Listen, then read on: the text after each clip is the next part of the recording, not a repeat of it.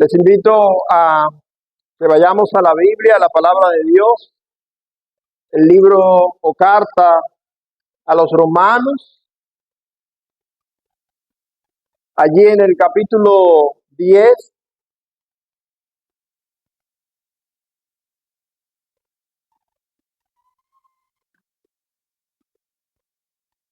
Romanos capítulo 10, desde el verso 1 hasta el verso 17 vamos a tener esta lectura.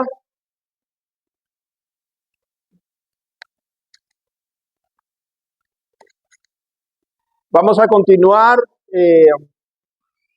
con este tema que hace un par de semanas atrás iniciamos sobre la encomienda que el Señor nos ha dado a los que somos parte de su pueblo, en su iglesia, de la comisión de proclamar el Evangelio de Jesucristo. Vamos a leer Romanos capítulo 10, versículo 1 al 17. Hermanos, ciertamente el anhelo de mi corazón y mi oración a Dios por Israel es para salvación.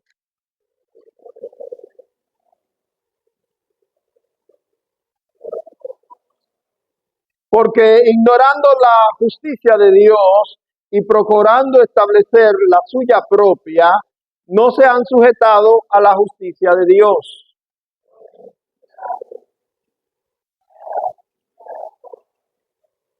Porque de la justicia que es por la ley, Moisés escribe así: el hombre que haga estas cosas vivirá por ellas.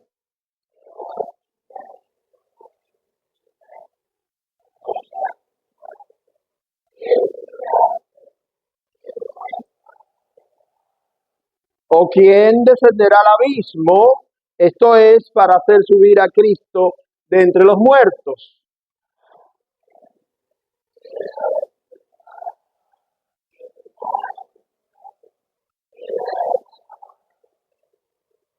Que si confesares con tu boca que Jesús es el Señor y creyeres en tu corazón que Dios le levantó de los muertos, serás salvo.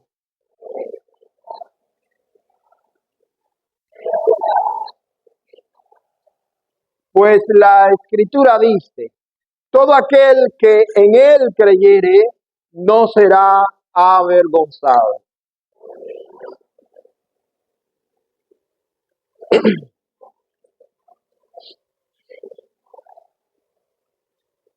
Porque todo aquel que invocare el nombre del Señor será salvo.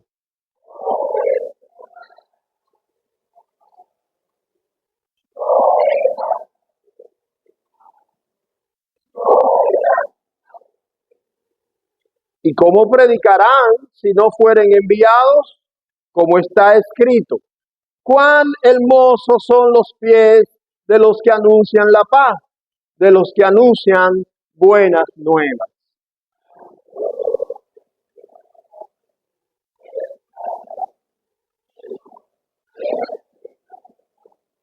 Así que la fe es por el oír, y el oír por la palabra de Dios.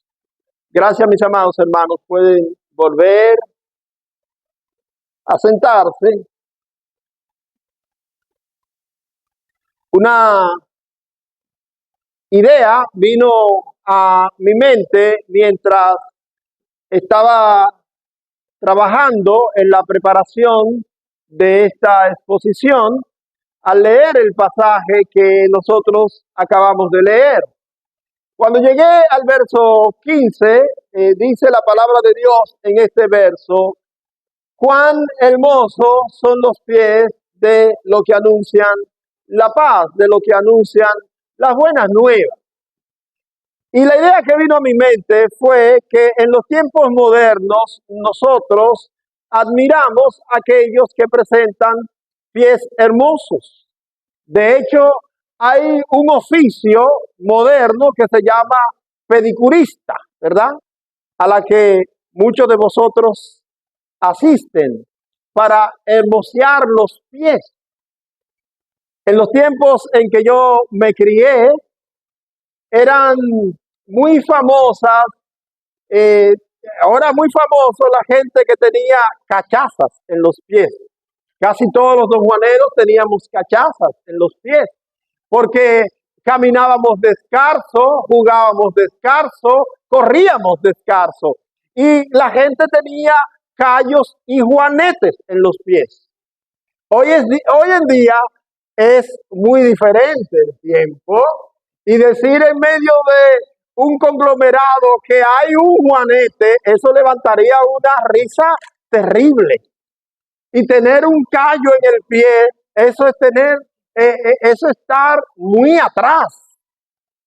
Pero la Biblia, mis amados hermanos, el pensamiento de Dios expresado en su palabra, nos presenta en los tiempos del apóstol Pablo una declaración que fue dada en el Antiguo Testamento en tiempos de Isaías, y Pablo, que vivió miles de años después de Isaías, rescata esa declaración y la pone frente a nosotros. Y nosotros que vivimos miles de años después de Pablo, también estamos hablando de ella hoy. ¿Cuál es esa declaración? Cuán hermosos, y si usted quiere ponga entre paréntesis, los pies polvorientos y sucios de aquellos que vienen de anunciar las buenas nuevas. Los pies descuidados de aquellos que se hirieron por la inclemencia del camino y del clima, del terreno en que caminaron, por anunciar las buenas nuevas. El pensamiento que vino a mi mente en este sentido se completó también con un cántico que nosotros aquí en congregación a veces cantamos. Y el cántico dice: ayúdame a mirar con tus ojos. Yo quiero sentir con tu corazón. Y mis amados hermanos, perdónenme que vuelva a hablar sobre el asunto, pero yo creo que nosotros debemos ser cristianos al cantar.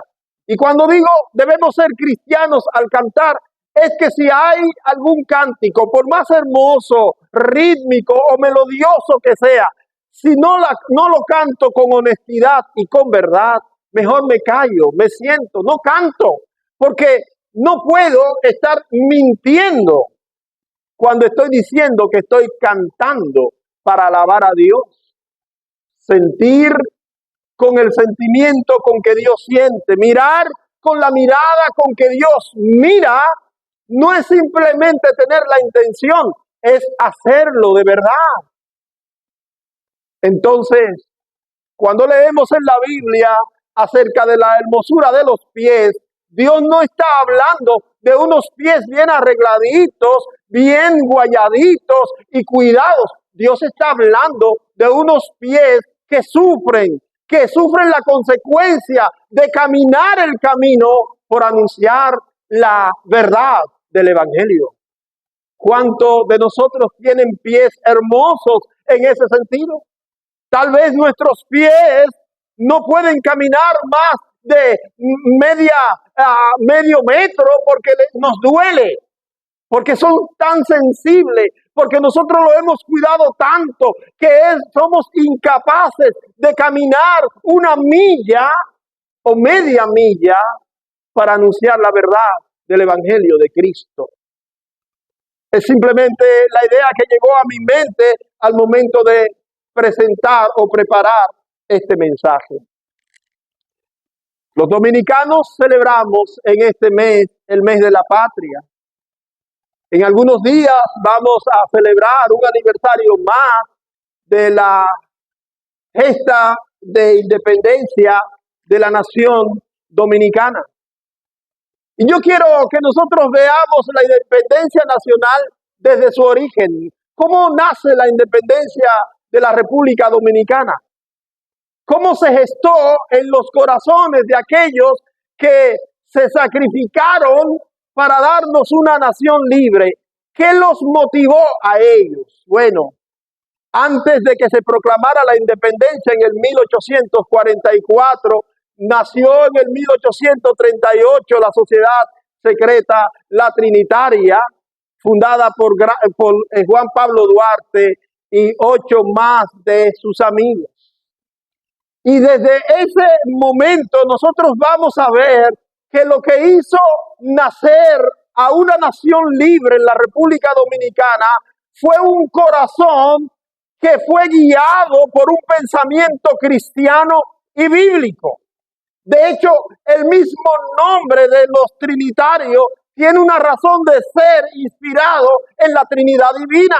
Cuando nosotros vemos el juramento de los trinitarios, está cargado de una religiosidad, de un pensamiento, de un corazón inclinado hacia la verdad bíblica, la búsqueda de la libertad, el lema de nuestro escudo, la palabra de Dios abierta en la bandera, el pensamiento dualtiano en cada una de las frases que fueron inspiradas, nos dice a nosotros que los primeros gestores de la independencia nacional tenían una mente de libertad basada en la palabra de Dios y en el cristianismo. Tomo la referencia del mes de la patria para hablar de aquellos que han sido impactados por el cristianismo y del evangelio, que siempre han buscado la liberación de los oprimidos. Y mis amados hermanos, no hay un asunto que oprima y que esclavice más que el pecado al ser humano. Nosotros los cristianos tenemos que tener el impulso, la motivación, la pasión del corazón que la Biblia, la palabra de Dios ha puesto en nuestra vida, que la vida de Jesucristo, nuestro Salvador, nos ha impregnado para buscar la liberación de aquellos que están oprimidos en pecado. El cristiano que no le da pena como el pecado ha tenido oprimido a los que están bajo su yugo. Ese cristiano es insensible y no sé cómo puede llamarse cristiano, porque si somos cristianos es por Jesucristo, y Jesucristo vino a predicar la libertad de los que estaban esclavizados y oprimidos. Desde la antigüedad, la Biblia presenta ese pensamiento desde muy temprano en el libro de Éxodo. Allí, en el capítulo 3, cuando Dios llama a Moisés, que estaba al cuidado de las ovejas de su suegro Jetro, encontramos en el versículo 7 y hasta el versículo 10 de Éxodo las palabras de Dios llamando a Moisés, diciendo: dijo luego Jehová, bien he visto la aflicción de mi pueblo que está en Egipto, y he oído su clamor a causa de sus extractores, pues he conocido sus angustias, y he descendido para liberarlo de las manos de los egipcios y sacarlo de aquella tierra a una tierra buena y ancha, a tierra que fluye leche y miel, y a los lugares del cananeo, del eteo, del amorreo, del jebeseo, del heveo y del jubes, el jebeseo. El clamor pues de los hijos de Israel ha venido delante de mí, dice el Señor, y también he visto la opresión con que los egipcios los oprimen. Ven por tanto ahora y te enviaré a Faraón para que saques de Egipto a mi pueblo, los hijos de Israel. Desde temprano entonces vemos que Dios tiene ese deseo liberador, que Dios quiere que los que están bajo el yugo de opresión sean liberados. Y Dios llama a su siervo para que vaya y libere a su pueblo. Mis amados hermanos, Dios nos está llamando también a nosotros para ir en pos de aquellos, para ir en busca de aquellos que están oprimidos bajo aquel yugo más difícil de liberar, que es el yugo del pecado. Y a nosotros nos ha llamado para que nosotros proclamemos libertad, ese evangelio que es buena nueva de libertad y salvación. Eso es lo que Dios nos ha llamado a nosotros a proclamar ante el mundo oprimido. No solamente a Moisés en el Antiguo Testamento, sino cuando nosotros vemos el inicio del ministerio del Señor Jesucristo, a quien nosotros decimos seguir y servir. El Señor Jesucristo declaró frente a aquella sinagoga en Nazaret, en el libro de Lucas, Evangelio de Lucas, capítulo 4 y versículo 17, y hasta el versículo 19, notemos la palabra del mismo Señor Jesucristo. Lucas capítulo 4, versículo 17, y se le dio el libro del profeta Isaías, y habiendo abierto el libro, halló el lugar donde estaba escrito. ¿Y qué estaba escrito allí? Dice el versículo 18, el Espíritu del Señor está sobre mí, por cuanto me ha ungido para dar buenas nuevas a los pobres. Me ha enviado a sanar a los quebrantados de corazón y a pregonar libertad a los cautivos y vista a los ciegos, a poner en libertad a los oprimidos y a predicar el año agradable del Señor. Al terminar de hacer esta lectura en el libro del profeta, el Señor dijo a los que estaban presentes: hoy esta profecía se cumple sobre mí. Amados hermanos, cuando vemos el mensaje de la Biblia, es un mensaje de libertad. De hecho, la palabra salvación significa también libertad. Y cuando nosotros hablamos de salvar a aquel pecador que está perdido, lo que estamos diciendo es liberarlo de aquello que lo tiene en perdición. Nosotros necesitamos como cristianos entender plenamente esta verdad.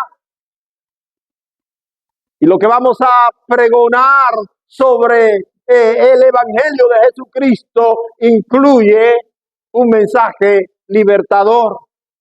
En Juan capítulo 8 y versículo 38, el Señor Jesucristo dijo, Jesús respondió y les dijo: de cierto, les digo que todo aquel que hace pecado, ¿cuál es la condición del que hace pecado? Esclavo es del pecado. Así que si usted cree la palabra de Dios, usted va a ver gente moviéndose por ahí, por la calle, creyendo que están libres. Pero como ellos hacen pecado, ¿qué dice la palabra de Dios? Que son esclavos del pecado, sí, hermanos. Probablemente ellos están proclamando por doquier que ellos son libres, pero la palabra de Dios nos dice a nosotros que ellos son esclavos del pecado.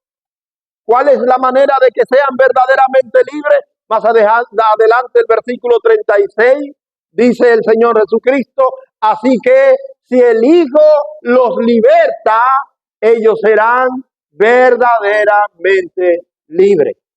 Probablemente hay tanta gente alrededor nuestro que está viviendo una libertad que es falsa, una libertad que ellos creen que están en ella.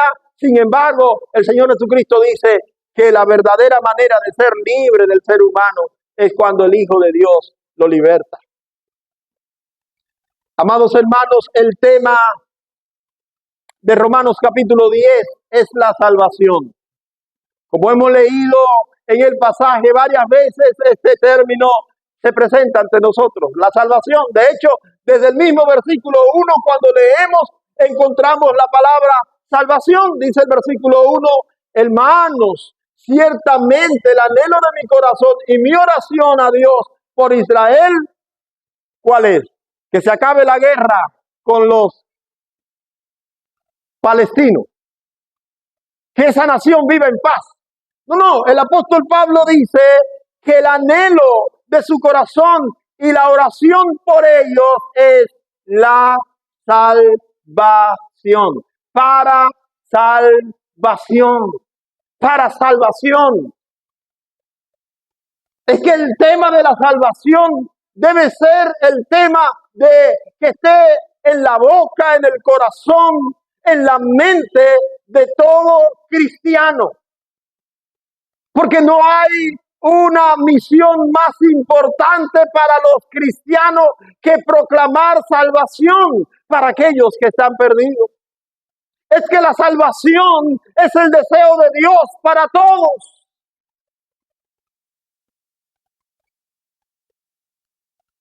El término salvación en la Biblia significa que Dios nos libera espiritualmente del poder del pecado y de sus consecuencias eternas, que es la condenación en el infierno. Cuando Dios nos salvó a nosotros, cuando Dios nos salvó a nosotros, nos dio libertad del pecado y nos salvó para que no vayamos a caer en la condenación eterna en el infierno. Al darnos esa salvación, al liberarnos por la fe en su Hijo Jesucristo, nos atribuyó con él el perdón de los pecados, la vida eterna y herencia en los cielos. Pero lo principal de la salvación es que Dios nos liberó del poder del pecado y de sus consecuencias. La salvación, por tanto, debe ser la meta del creyente al presentarse ante el mundo. Debe ser la palabra más predicada.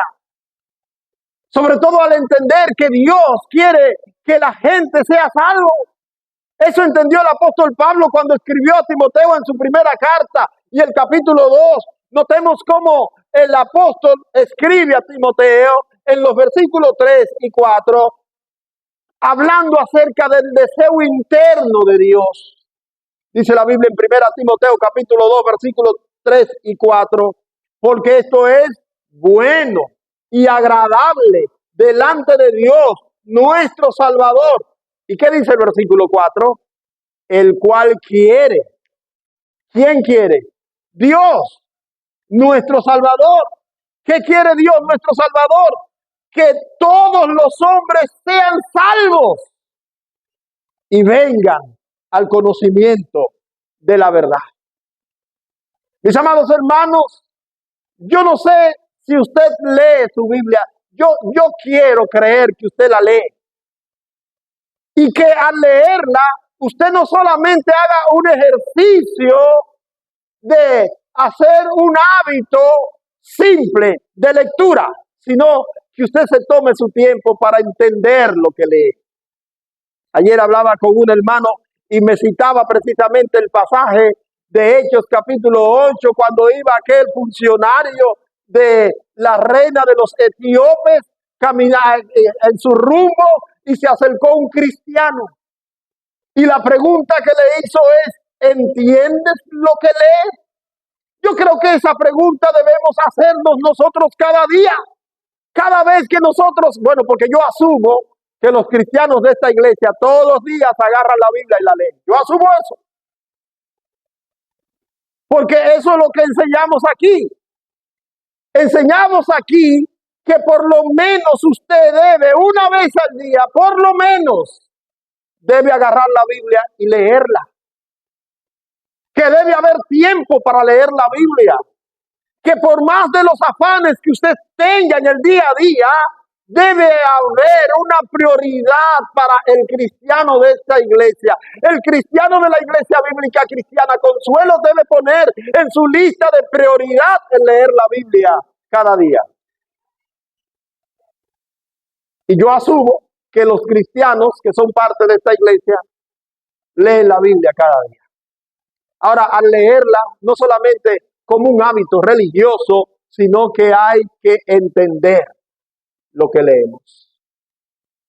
Y cuando usted va a leer 1 Timoteo capítulo 2 y se encuentra con estos versículos que hablan acerca de que el Señor ve esto como bueno y como agradable, y cuando usted le dice, ¿qué es lo que el Señor ve como bueno y agradable? Bueno, el Señor ve como bueno y agradable que la gente sea salva, porque ese es su deseo. Ese es el deseo del Señor, que la gente sea salva. Ahora, ¿cómo la gente va a ser salva? Es interesante que este capítulo 10 de Romanos hace algunas preguntas Y dentro de las preguntas que hace este capítulo 10 es, ¿cómo la gente va a invocar el nombre del Señor para ser salvo si no creen en Él? ¿Y cómo van a creer en Él si no hay quien les predique?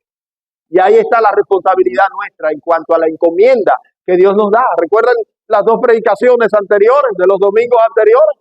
Es que nosotros somos comisionados. Nosotros hemos recibido la gran comisión de Jesucristo, aunque alguno de nosotros ha convertido esa comisión en una omisión, pero la palabra de Dios nos ha sido encomendada. Miremos rápidamente algunas razones por las que nosotros tenemos que atender a lo que dice la palabra de Dios. Primero, lo insuficiente de la voluntad humana para lograr la meta de la salvación. Escuchen bien esta primera propuesta. Lo insuficiente. ¿Qué es algo insuficiente? Bueno, algo que no llega a cubrir la meta, ¿verdad? Usted sabe bien de insuficiente porque el sueldo mínimo no da para la comida del mes. Eso es insuficiente. ¿Es insuficiente, sí o no? Es insuficiente. Hay que algunos que ganan más del sueldo mínimo y les sobra mucho.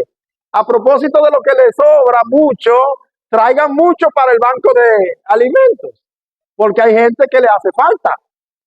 Y los hermanos del Ministerio de Misericordia están listos para repartir. A propósito, estos hermanos hacen una labor tremenda. Cada mes, con lo poco que nosotros traemos, ellos tienen que arreglársela y hacer raciones para repartirla, porque como dijo el Señor Jesucristo, a los pobres siempre lo tenemos con nosotros, ¿cierto? Y siempre hay gente que necesita. Y los hermanos del Ministerio de Misericordia tienen lista de personas a las que les reparten esos alimentos. Y bueno, y nosotros como buenos seguidores del Señor Jesucristo, hagamos de la fe un ejercicio y pidamos al Señor que multiplique lo que nosotros tenemos a fin de que nosotros también podamos dar a aquellos que padecen necesidad. Debemos hacerlo, hermanos. Debemos hacerlo. Bueno, lo primero es que es insuficiente la voluntad humana para lograr la meta de la salvación. Notemos que el apóstol Pablo en los versículos 2 y 3 de Romanos capítulo 10 nos dice, porque yo les doy testimonio de que tienen celo de Dios. Notemos que lo primero que Pablo nos dice acerca del pueblo de Israel, sus parientes, es que ellos tienen celo de Dios, es decir, que ellos tienen un corazón inclinado a las cosas de Dios. Ellos tienen en su voluntad, ellos saben que hay un Dios que es creador, hay un Dios que es poderoso. Ellos tienen en su corazón un conocimiento de que Dios merece lo mejor de ellos. Pero noten que lo siguiente del versículo dice, pero no conforme. La palabra ciencia debe traducirse ahí, no conforme al conocimiento. Ellos lo hacen por religión, no porque conocen la verdad. Versículo 3 dice, porque ignorando la justicia de Dios y procurando establecer la suya propia, no se han sujetado a la justicia de Dios. No sé si usted ve aquí en las palabras de Pablo, cuando él dice que ellos tienen celo de Dios, pero que no lo hacen conforme al conocimiento. El conocimiento que Pablo está poniendo aquí no es el conocimiento humano, porque precisamente es lo que él ataca como ignorancia. El conocimiento humano es vano, es ignorancia cuando no se sujeta a la justicia de Dios. Si usted quiere algo más de eso, léase Romanos capítulo 1, cuando dice la Biblia que queriendo ser sabios se hicieron necios. ¿Y cuál es la necedad del hombre? Ignorar a Dios y su plan salvador. Cuando el hombre no se sujeta a Dios y establece su propia justicia, su propio método, sus propios medios, eso entonces es una necedad. Y como Pablo le llama aquí, es una ignorancia. Hermanos míos queridos, amados que estáis aquí esta mañana hermosa. A propósito, esta mañana hermosa nos la regaló Dios, ¿verdad? Y tenemos que tener el conocimiento de que todo lo que ocurre en nuestra vida viene de parte de Dios. Santiago capítulo 1, versículo 17 dice que toda buena dádiva y todo don perfecto desciende de lo alto, del Padre de las luces, en quien no hay mudanza ni sombra de variación. No crea que usted es capaz de hacer un bien para usted mismo. Todo el bien que usted recibe viene de parte de Dios. Y por eso tenemos que tener un corazón agradecido, tenemos que tener un corazón adorador, un corazón lleno de alabanza, aquel que merece toda la gloria y la honra.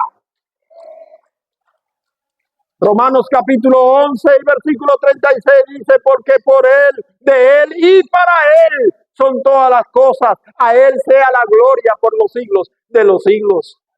Los cristianos tienen que tener claramente en su mente y en su corazón y manifestarlo en su vida diaria, que las cosas no suceden porque nosotros hacemos que sucedan. Las cosas suceden porque Dios, en su misericordia, en su gracia, en su bondad, Dios permite que las cosas sucedan.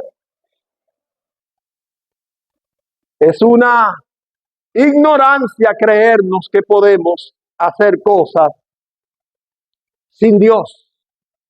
El Señor Jesucristo en Juan capítulo 15 y versículo 5 dijo, porque separado de mí nada podéis hacer. Ustedes se saben la Biblia, mis amados.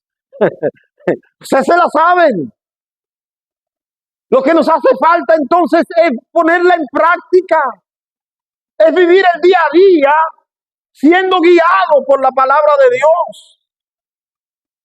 Lo primero es que vemos que es insuficiente la voluntad humana para alcanzar la meta de la salvación. Pablo dice que tienen celo de Dios, pero no lo hacen conforme al conocimiento de Dios, porque han ignorado esa justicia de Dios y han querido establecer su propia justicia, su propio camino.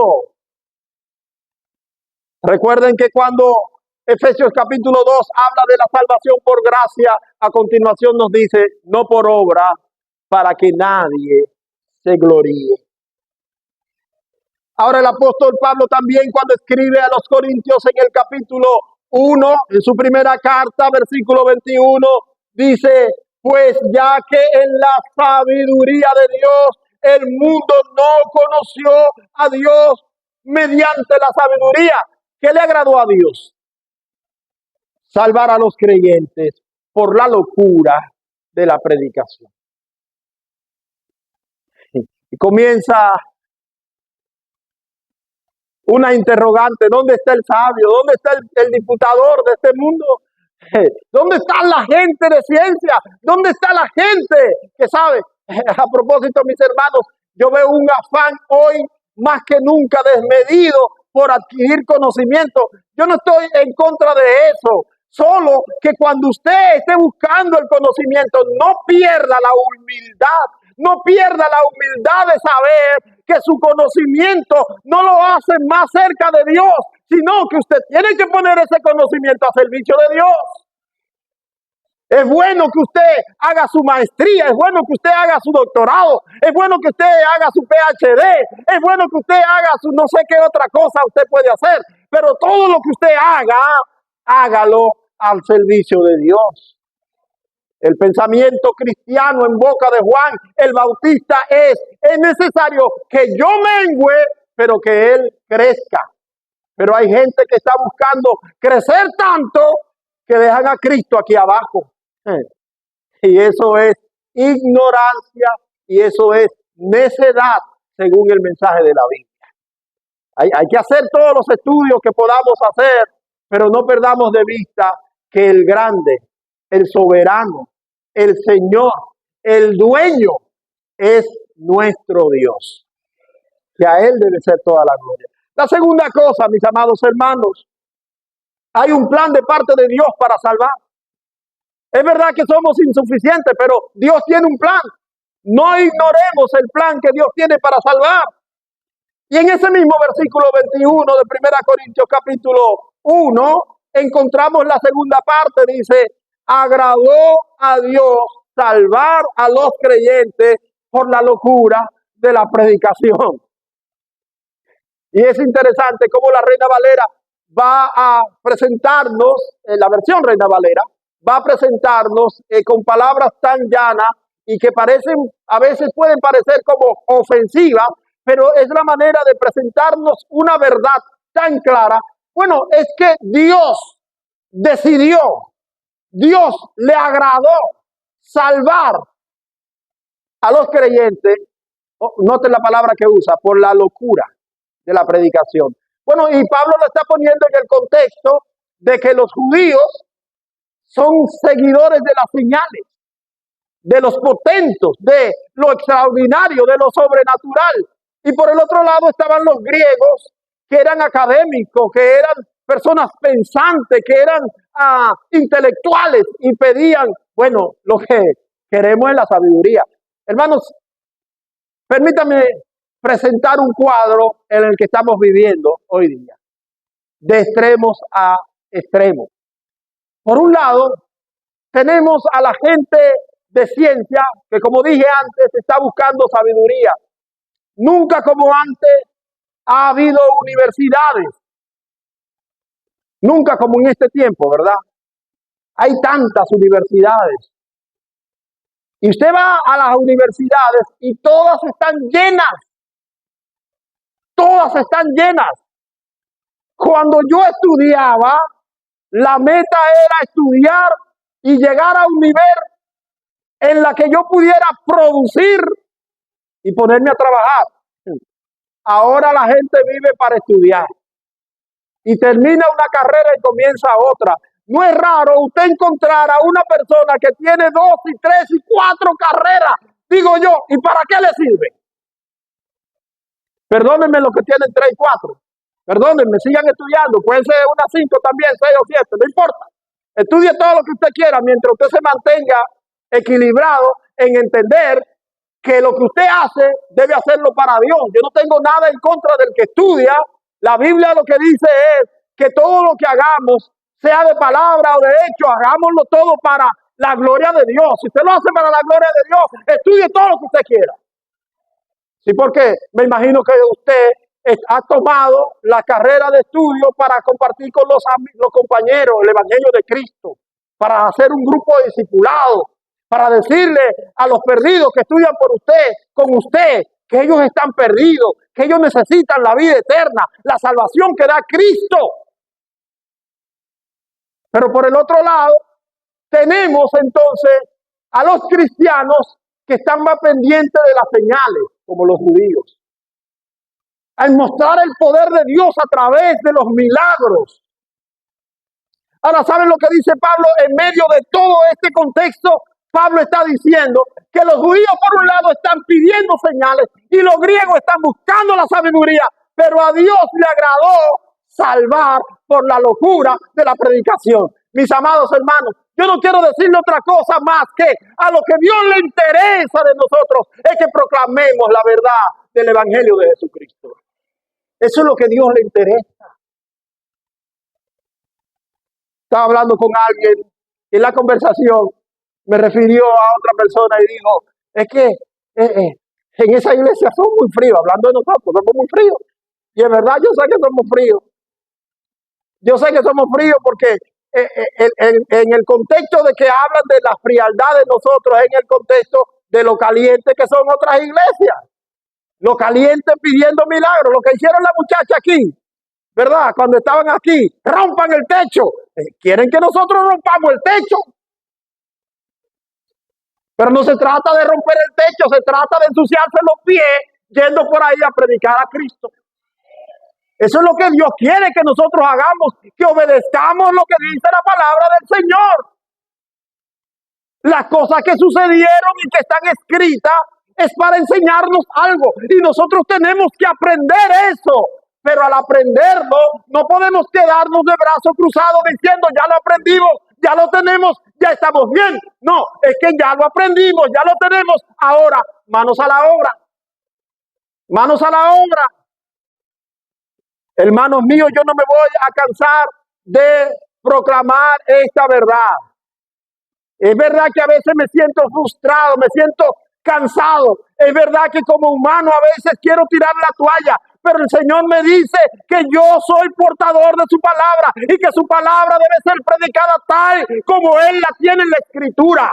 Y la Escritura dice que nosotros tenemos una misión que tenemos que cumplir. Hay un plan. Romanos capítulo 10, versículo 8 y 17. Notemos cómo la palabra de Dios plantea frente a nosotros la verdad del plan de Dios. Lo que nosotros predicamos es una palabra de fe y para fe. Y nos ha enviado Dios como siervo suyo a proclamarla públicamente, para que todos puedan oírla, para que puedan obedecerla, para que pueda producir la fe en los oyentes. ¿Qué dice la palabra de Dios? ¿Más qué dice? Versículo 8. Cerca de ti está ¿qué cosa? La palabra, en tu boca y en tu corazón. ¿Y qué dice más?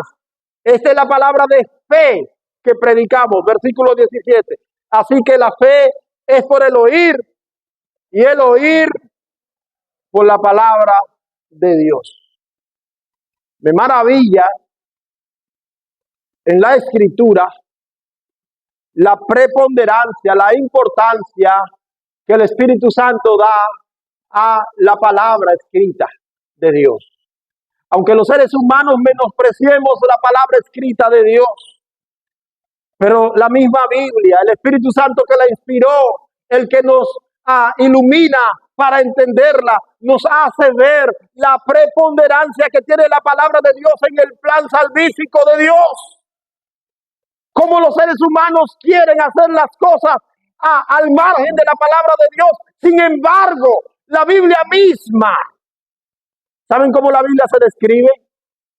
¿Han leído ustedes Hebreos capítulo 4, versículo 12? Allí encontramos una descripción, una autodescripción que hace la Biblia de sí misma.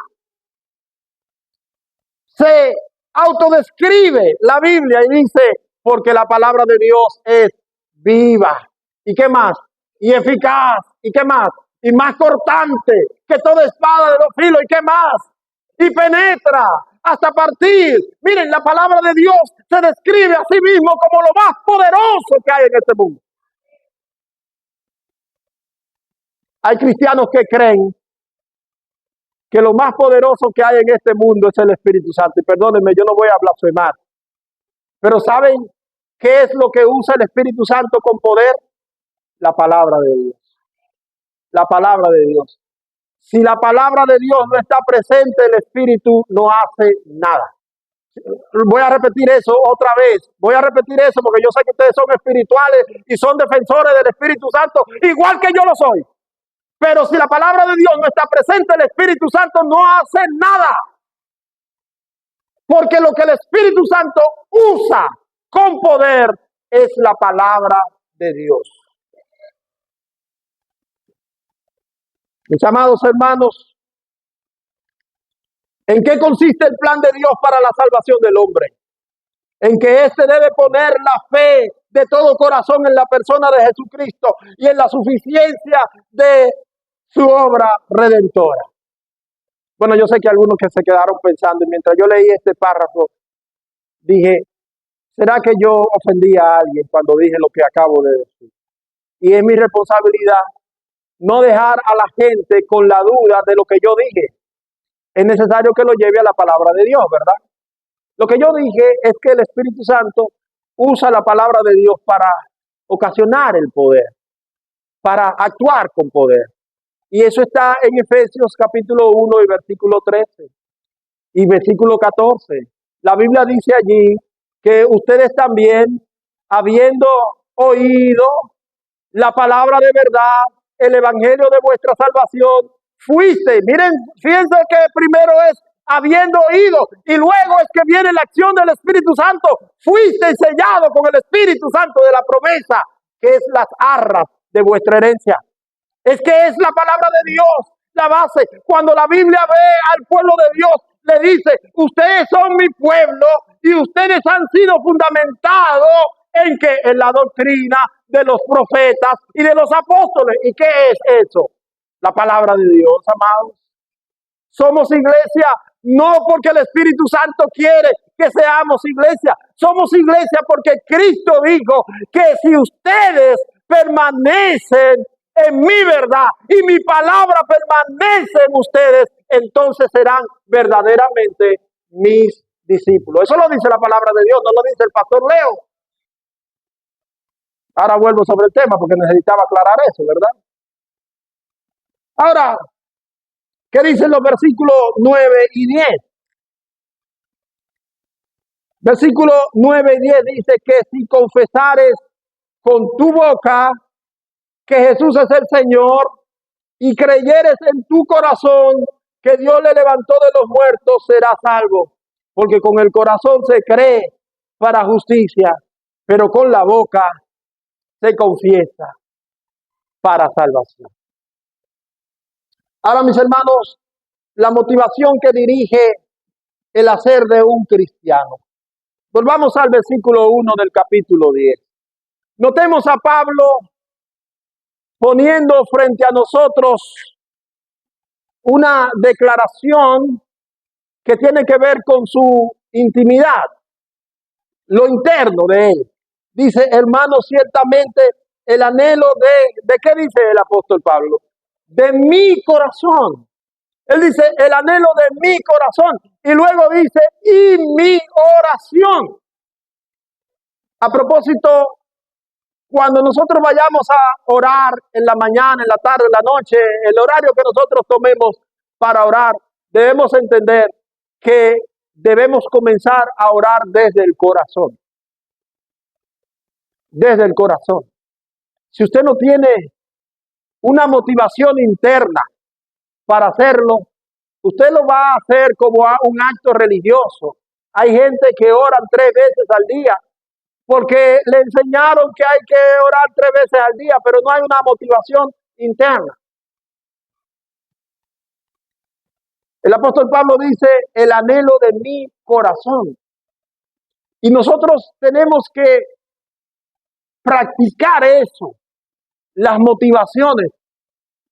Aún los pleitos y la guerra, dice Santiago capítulo 4, nacen de nuestras pasiones, de nuestras interioridades. El Señor Jesucristo enseñó que de aquello que esté lleno el corazón, eso saldrá por nuestra boca. Es importante el corazón. ¿De qué estamos llenando el corazón, mis amados hermanos? ¿De qué estamos llenos en nuestro corazón? Hay pasión por Cristo. ¿Por qué no hay pasión por Cristo en nuestros corazones? Porque no estamos llenando el corazón de Cristo. Estamos llenando el corazón de cualquier otra cosa, pero no de Cristo. Por eso no hay una motivación interna que nos lleve a tener una práctica eficaz y correcta delante de los hombres. Pero aquí en esta declaración del apóstol Pablo, mis amados hermanos, vemos la motivación que dirige el corazón de un cristiano, el anhelo de su corazón y la oración a Dios por su pueblo era para salvación.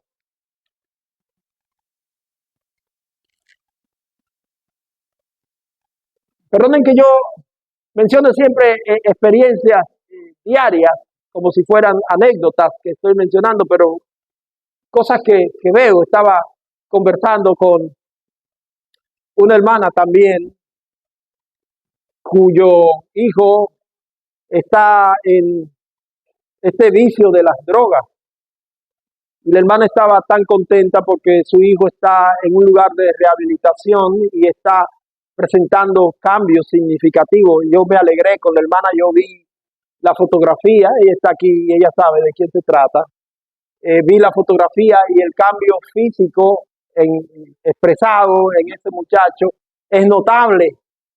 Pero también con ella me puse a pensar, ella como madre está alegre por este cambio positivo que se estaba gestando en la vida de su hijo, pero al mismo tiempo me di cuenta que hay tantos muchachos que andan por ahí que no tienen unos padres que como este muchacho se haga cargo de ellos y que lo lleve a lugares aunque tenga que invertir dinero por el bien de su hijo. ¿Cuántos de los jóvenes de Consuelo están por las calles dando pena, esclavizados por la droga, pero no solamente por la droga que ellos pueden ir a esas drogas que son prohibidas, pero también de esas drogas que son legales, como el alcohol, se llenan de alcohol y viven vida que da pena, gente que está haciendo cosas que no son convenientes, que ponen en vergüenza a su familia, que el vecindario le tiene miedo, que no pueden entrar a una casa sin que le estén chubando los perros. ¿Cuántos jóvenes de nuestra comunidad están perdiéndose? Y lo que yo me puse a pensar, ¿cómo está el corazón de nosotros, los que nos reunimos cada domingo para alabar a Dios en relación a esos jóvenes? ¿Nos importan ellos? ¿Nos importan? Es más, no solamente de aquellos que están en droga, que están perdidos en alcoholismo, sino la gente común y corriente que vive en nuestro vecindario, que nosotros llamamos vecinos y hasta le decimos amigos, que son familiares nuestros, que nosotros sabemos que si el Señor Jesucristo decidiera venir hoy mismo, sabemos el destino final de esa gente de perdición. ¿Nos inquieta la vida de él? ¿Nos inquieta? Hace un par de domingos yo hice una pregunta y me voy a atrever a repetirla de nuevo. ¿Hace cuánto tiempo tú no compartes el evangelio de salvación con una persona querida por ti? Sí, cuando esa persona cumple años, tú le dices, yo deseo lo mejor de la vida para ti, pero tú eres un mentiroso, tú no deseas lo mejor de la vida para esa persona, porque no te has sentado con él a presentarle el plan de salvación. Cuando tú sabes que la salvación de esa persona es lo más importante que él puede adquirir en la vida. Tú teniendo la facilidad de hablar con esa persona, no te sientas con esa persona a presentarle su vida de pecado y de perdición y presentarle la buena nueva de salvación de Cristo. El apóstol Pablo dice, el anhelo de mi corazón y mi oración por Israel es para salvación. Ya yo debo terminar, mis amados hermanos, pero antes de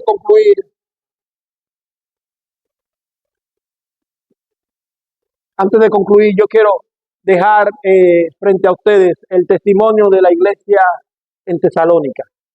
Es un testimonio que la Biblia presenta frente a nosotros y yo creo que nosotros hacemos bien en mirar un poco del testimonio de estos hermanos del primer siglo. Vayan conmigo a primera carta a los Tesalonicenses, capítulo 1 y versículos 4 al versículo 10. Yo quiero terminar con este pasaje. Dice primera a los Tesalonicenses, capítulo 1, versículo 4, porque conocemos, hermanos, amados de Dios, vuestra elección, pues nuestro evangelio no llegó a vosotros en palabras solamente, sino también en poder, en el Espíritu Santo y en plena certidumbre, como bien sabéis cuáles fuimos entre vosotros por amor a vosotros. Y vosotros vinisteis a ser imitadores de nosotros y del Señor, recibiendo la palabra en medio de gran tribulación con gozo del Espíritu Santo. De tal manera que habéis sido ejemplo de todos los de Macedonia y de Acaya que han creído. Y noten lo que dice el versículo 8, mis amados. Porque partiendo de vosotros ha sido divulgada la palabra del Señor. ¿Qué dice el apóstol Pablo ahí? Porque partiendo de vosotros. Noten que en los versículos 4 al 7 Pablo está hablando acerca de lo que ellos recibieron.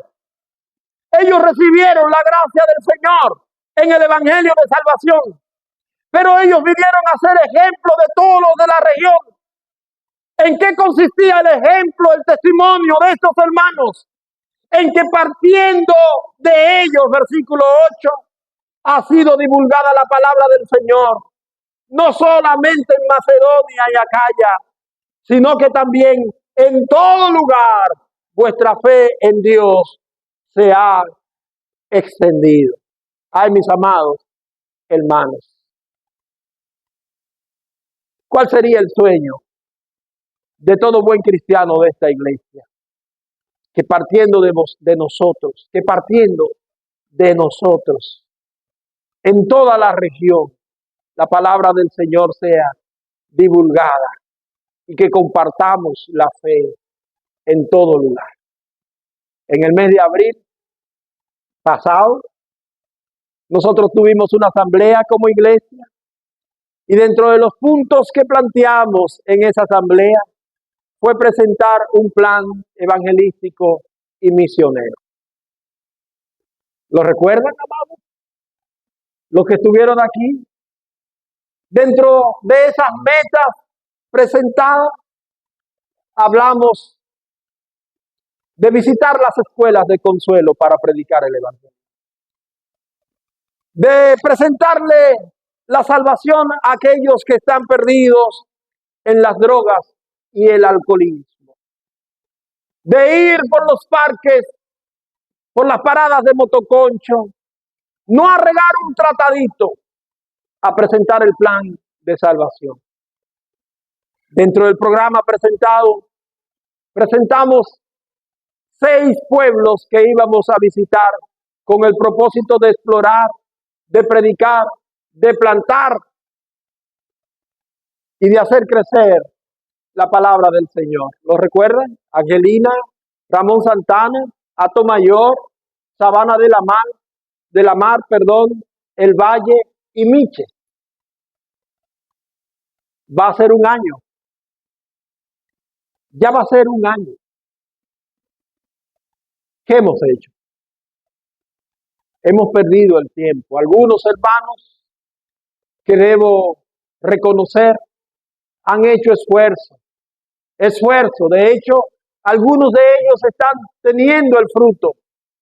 Pero la iglesia del Señor, la iglesia de Cristo, que ha recibido el beneficio de la salvación de Cristo y que Cristo ha encomendado el hacer su voluntad. ¿Qué ha hecho la iglesia del Señor Jesucristo?